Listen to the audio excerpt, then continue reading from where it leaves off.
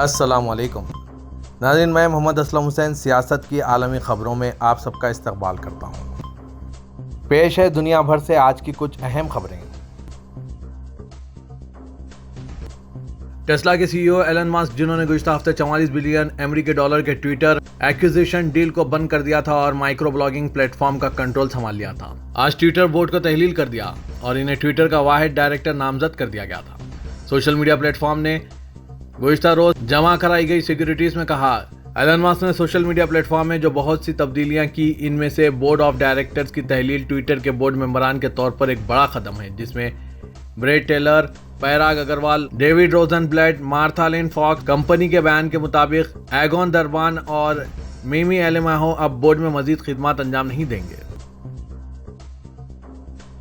अमेरिकी सदर जो बाइडन ने हिंदुस्तान के गुजरात के मोरबी शहर में पुल गिरने से हलाक होने वालों के अहले खाना से गहरे ताज़ियत का इजहार किया। एक सदी से जायद पुराने पुल को 5 रोज कबल वसी पैमाने पर मरम्मत और तज़यन व आरइश के बाद दोबारा आवाम के लिए खोल दिया गया था। तमाम इतवार की शाम पुल पर लोगों की बड़ी तादाद के बाद पुल गिर गया और अब तक इस हादसे में 140 से ज्यादा अफराद हलाक हो चुके हैं। जो बाइडन ने एक बयान में कहा, आज हमारे दिल हिंदुस्तान के साथ हैं, मैं गुजरात के लोगों के गम में इनके साथ हूं और इन खानदानों के साथ गहरी ताज़ियत का इजहार करते हैं जिन्होंने पुल गिरने से अपने प्यारों को खो दिया।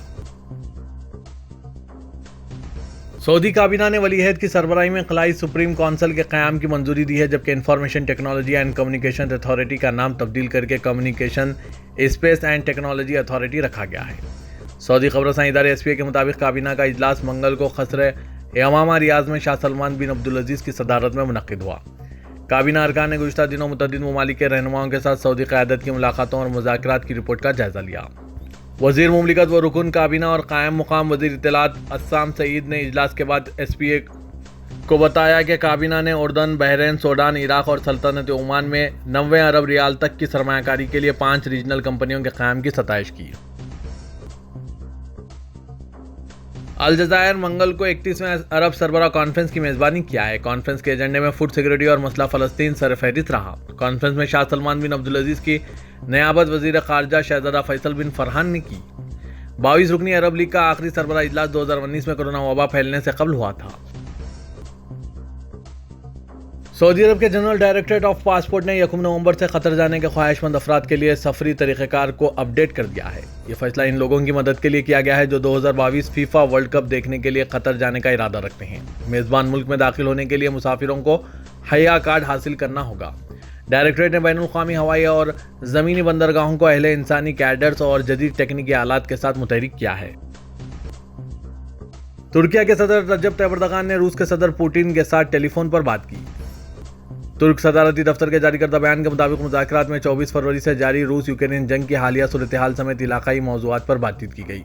मुज़ाकरात में सदर एर्दोगान ने कहा है कि हम बरास्ता बहर अस्वद अनाज की तरसील के लिए 22 जुलाई को तय किए गए इस्तंबुल समझौते के इतलाक़ से मुताल्लिक़ा मसाइल के हल के लिए तमाम फ़रीक़ीन के साथ मिलकर ज़रूरी कार्रवाइयाँ जारी रखे हुए हैं। उन्होंने कहा कि हमें यकीन है कि मुतअद्दिद दीगर मौज़ूआत की तरह इस मामले में भी हम हल पर मरकूज़ ताउन कायम कर लेंगे। अगर हम अनाज बहरान को तामीरी नुक्ते नज़र के साथ हल करने में कामयाब हो जाते हैं तो इससे मुज़ाकरात की तरफ वापसी के लिए मुतवक्किअ इक़दामात की भी हौसला अफजाई होगी।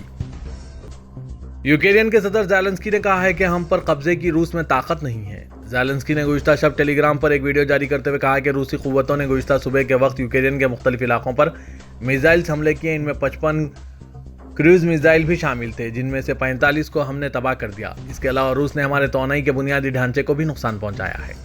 ज़ेलेंस्की ने बताया कि हम पानी और बिजली की बहाली के लिए हर मुमकिन कोशिशें कर रहे हैं। हमारी फ़ौज कामयाबी से अपना फ़र्ज अदा कर रही है। हमारे अहदाफ को निशाना बनाने के लिए अब रूस को काफ़ी तादाद में मिसाइलों का इस्तेमाल करना होगा। यूक्रेनी सदर ने कहा कि रूस के पास अब इतनी ताकत नहीं कि वो हमें फतेह कर सकें। रूसी दहशतगर्दों के सारे मिसाइल अगर जमा कर लिए जाएं तो भी वो हमारे इरादों को पसपा नहीं कर सकते।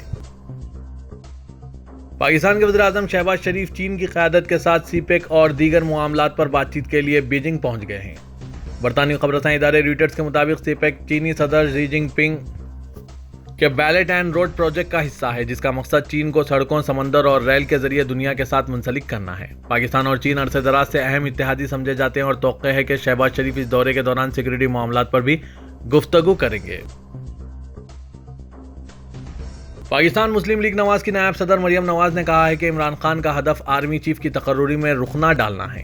लंदन में मंगल की शाम एक प्रेस कॉन्फ्रेंस करते हुए मरियम नवाज ने कहा कि लॉन्ग मार्च इनका आखिरी प्लान था। अवाम के मसाइल और तकालीफ का इससे कोई ताल्लुक नहीं। उन्होंने कहा कि इसका एक ही हदफ है कि यह हुकूमत आर्मी चीफ की तकर्रुरी ना कर सके।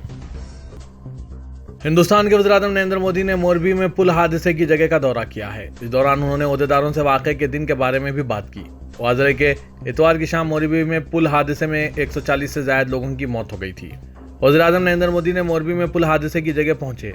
हादसे का दौरा करने से कबल उन्होंने इस हादसे के हवाले से एक आला सतही मीटिंग भी की। वज़ीर-ए-आज़म ने अस्पताल जाकर जख्मियों से भी मुलाकात की।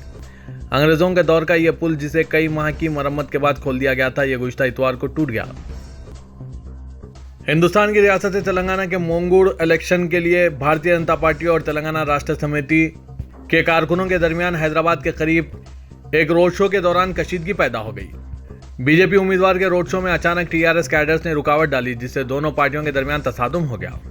मोंगुड़ हलके में इंतखाबी तशहीर की आज आखिरी तारीख थी।